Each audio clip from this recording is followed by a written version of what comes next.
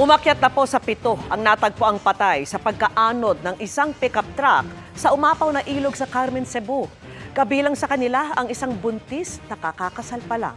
At nakatutok si Nico Sereno ng GMA Regional TV.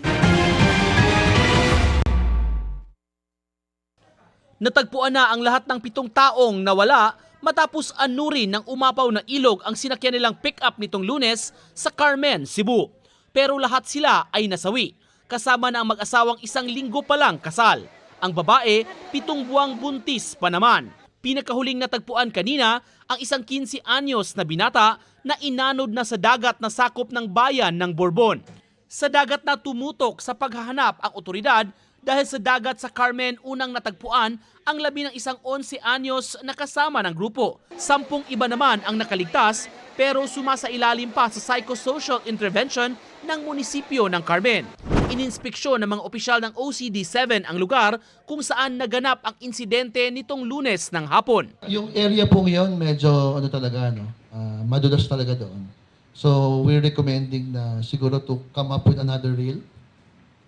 Kasi kung may rail doon na matibay-tibay siguro,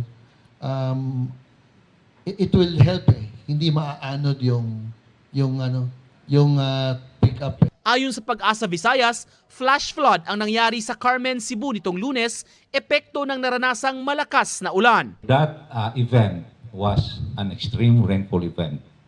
Mugna sa thunderstorm, July 8, that was Monday, and a series cell of thunderstorm. Sa monitoring ng Pag-asa Visayas, umabot sa 40 standard size swimming pool ang ibinuhos na ulan sa loob lang ng 4 na oras mula 4 p.m. hanggang 8 p.m. nitong Lunes sa bayan ng Carmen. Ang naitabo sa Carmen, mas daghan ang bibubo nga tubig due to thunderstorm. 101 millimeters of rain in the span of 3 hours to 4 hours. Mula sa GMA Regional TV at GMA Integrated News, Nico Sereno, nakatutok 24 oras.